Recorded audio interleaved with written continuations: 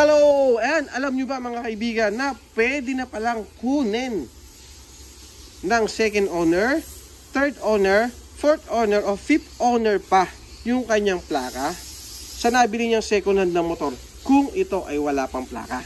Okay mga kaibigan, na lilinawin natin. Kung wala pang plaka yung nabili mo na motor, tapos third owner ka, second owner ka, pwede po kayong pumunta sa LTO Tracker. Doon mga kaibigan ay hihingi lamang sa inyo ng dokumento, i-upload po nyo sa dokumento and isasend nyo sa kanila at maghihintay lang po tayo ng confirmation at mag-i-email sa inyo na katunayan na na-receive nila at pwede nyo nang kunin at matatrack nyo na kung nasaan yung plaka ninyo. Ang kagandahan dito mga kaibigan, yung motor na nabili mo na walang plaka, direct na po sa inyo, pwede nyo pang ipa-deliver sa bahay ninyo.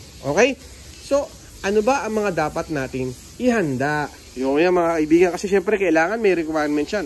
Ano yung mga ipinapasa natin o i-upload natin sa LTO Tracker.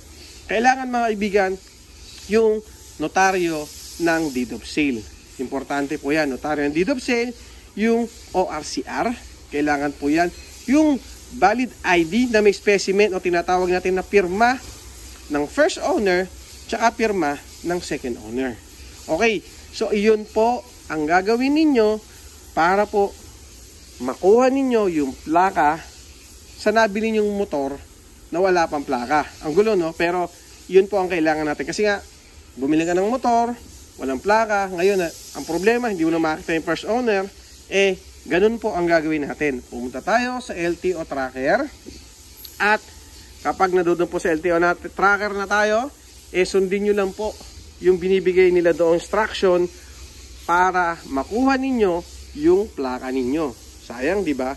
Lalo ngayon, mahigpit sa mga motor. At sa 2026 ng June, lahat daw po ng mga motor meron ng plaka. At yung mga backlog daw ni LTO ay may bibigay na po nila.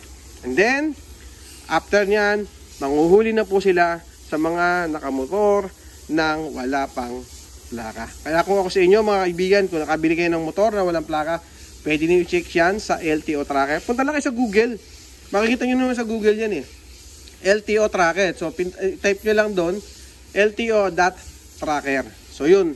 Lalabas na po yun yung LTO Tracker. And then, check nyo yung mga instruction. Madali lang naman po natin maintindihan yung mga instruction sa LTO Tracker. Kasi nga, mga kaibigan, sayang po ito na yung pagkakataon natin dahil naka-online na sila. Hindi na natin kailangan hanapin yung first owner para sa plaka natin. Pero ibang usapin naman yon kapag yung transfer of ownership. Kasi nga po, kailangan pa natin ng guidelines ni LTO para doon sa pagpa-transfer of ownership. Di ba? Okay? So magkaiba yon mga kaibigan na. Ngayon, kung nakabili ka or bumili ka naman ng motor, yun ang dapat mong gawin. Pumunta ka sa LTO Tracker. Lagi po niyang sinasabi mga kaibigan ni LTO, kailangan check natin lagi sa LTO Tracker kung meron tayong plaka or available na yung plaka natin. Kung nasa LTO, nasa dealer, or pwede pa natin yung ipa-deliver sa bahay natin. Kaya, mga kaibigan, ingat po tayo palagi. And then, sana lahat ng motor magkaroon na po ng plaka. So, yung quality ng plaka, hindi na po natin masasabi kasi nga minsan talaga manipis. Kita nyo naman. Huwag na po tayo maglalagay ng kahit ano sa plaka natin, hover o bracket. Yan, para hindi na po tayo magkaroon ng problema sa mga susunod na panahon. Kasi nga po, pahigpit ng pahigpit sila sa ating mga motorista. Ayan, dami ng motor dyan. Real talk. Lahat ng motor dyan, or yung mga motor dyan na meron, possible, merong mga violation dyan. Or merong mga merong mahuli dyan. Okay? Real talk lang yan. Yung bye. Salamat. Thank you.